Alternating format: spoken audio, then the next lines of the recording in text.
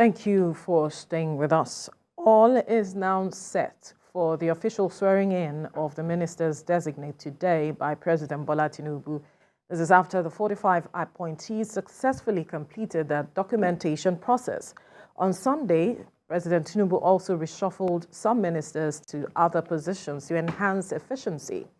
In a statement by the Director of Information in the Office of the Secretary to the Government of the Federation, Willie Bassi, each minister designate also collected 3 invitation cards for their guests, ensuring their presence at the ceremony slated 10 a.m. today. Now Nigerians are eagerly anticipating what difference these ministers would make to the country's growth and development. Well, joining us in the studio is former Manager, Public and Government Affairs at Mobil Oil Nigeria PLC, CEO, Chronicler and Associates, Akin Fatunke. Good morning. Good morning, Veronica. Good morning, Nigerians. Right. And we also have a public affairs analyst, Ayodele Adewale, joining us in the studio. Good morning. Good morning. Thank you for joining us. Thanks for having me. Now, if you look at the papers this morning, it's a wash with the matter of the ministers designates being inaugurated today, and also the matter of the changes the president made to redeploying some of the ministers from the portfolios they originally got to giving them other portfolios. Now, let's begin with this redeployment. It's been getting divergent reactions.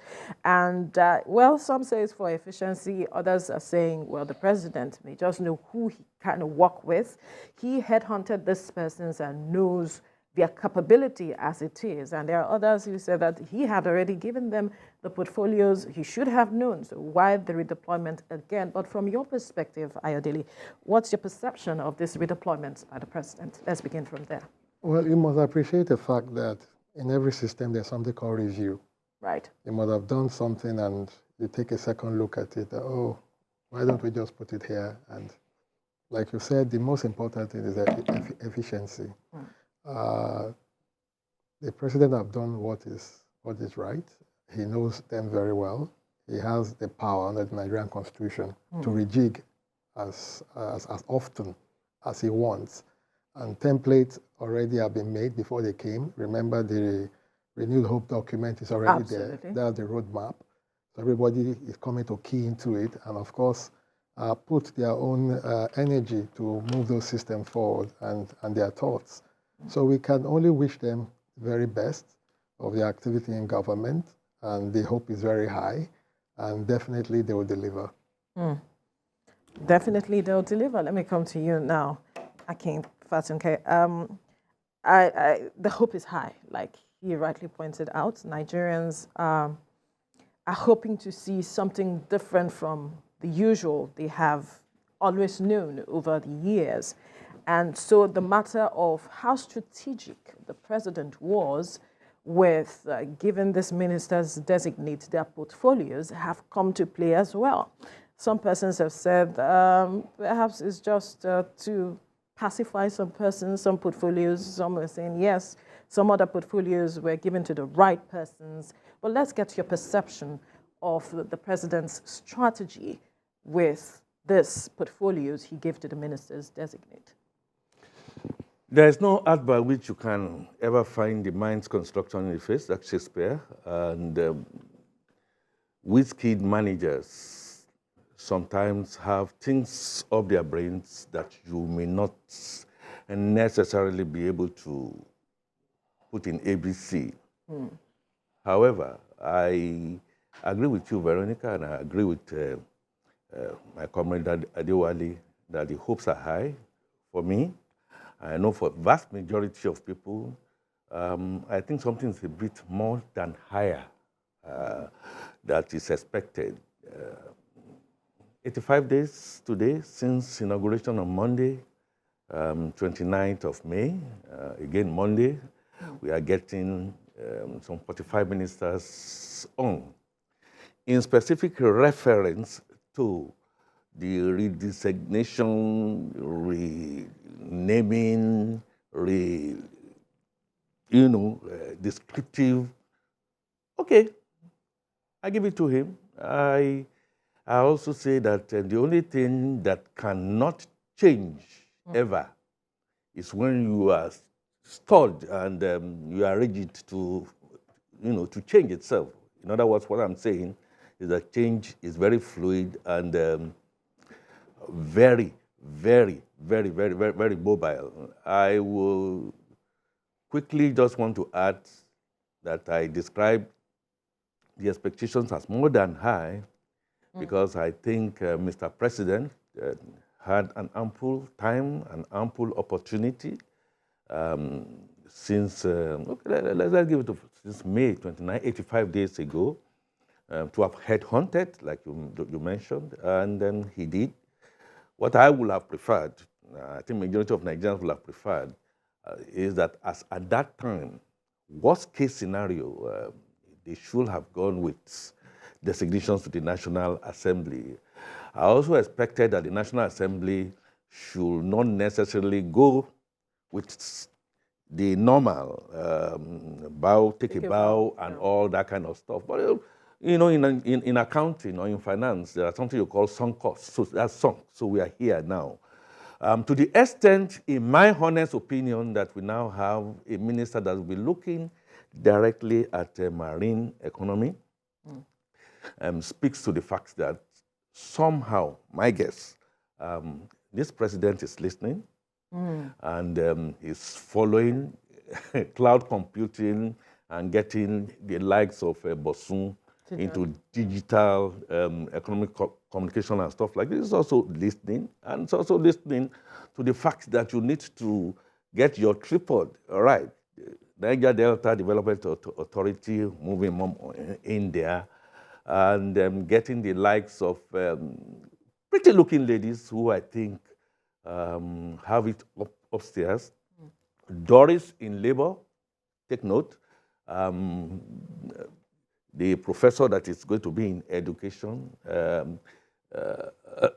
for that matter, Dele Alaki in solid minerals, looking for new hope, new horizon, because managerially, what we need is for you to be an entrepreneur of some sorts, for you to be able to go. Strategy-wise, also, I must also admit that Mr. President has decided that some people call it IOUs, some people call it political sagacity, some people call it rewards to politics. Some people call it the fact that if you are going to hire, please permit this, if you are going to hire a very good guard for your band, go get someone that has been, quote unquote, a chief who knows the way of how to catch some of these thieves. But if we are now going to be having the KPIs and keep KPAs, key performance action, to these new ministers, I think it's a good strategy in the right direction. We are fat, 45 at this time, going to 48. I hope the ministers will come with a new vista, and the ministers who are going to come with showing example and showing the way. Already the perception is out there that we are over-bloated. So what can you therefore do to watch your ministry? Don't work in silos, making sure that whether you are in digital economy, you are in labor, you are in finance, you are in health, fantastic people that I've seen here, including tourism, including creative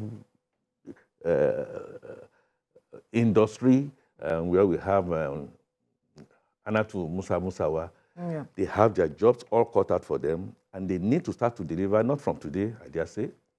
The delivery should have started just yesterday, so it means they need to pace up and double up. Good luck to them. Right. Good luck to them indeed. Now, let me come back to you, Ayodele. He mentioned so many things, and one of the things that some persons have said with regards to the spread across the various geopolitical zones is that the president was though strategic, but there are some who have come out of these zones to say that this portfolio is handed over. Some say it was a coup against a particular region. Others are saying that they were not well represented. But the president, before now, had said that he's his government is a government of national unity as against national competence, or government of national competence as against government of national unity, I must say. But when you look at this, the spread geopolitically, do you see that in play? Because there has been also issues with regards to that. Well, the president has worked with national character. All of these people that he has chosen, take it or leave it, they did or do originate from those geopolitical zones, except you want to tell them that they don't have entitlement to their origin, right? And they might have gone to other climes to acquire knowledge, acquire material, and all whatnot. But you cannot deny them that they are not from those enclaves. And if indeed they are from those enclaves, then the president have done what is right. Right. And I keep saying that you cannot sacrifice competence at the altar of self-pity. The president has a job to do. The job is to fix Nigeria. Once Nigeria is perfectly fixed, everybody can hinge into that structure in order to develop in accordance to their capacity. We've seen individuals that are more richer than state here in Nigeria. Right. You understand? So it's about your capacity. It's not about just limiting your growth to the dictate and dictums of happenings within government stratums. You can live above that. Right. And that is why the president, like he did when he came in 1999, have looked out for the best people that he feels can handle and the system with him and team play. Right. So that is what he has done. Okay. So the best any Nigerian can do now is to watch them as they start. And if they have any idea, they can also lend it to them. All right. We need to quickly go on a break. When we return, we'll continue the conversation in the studio. To stay with us.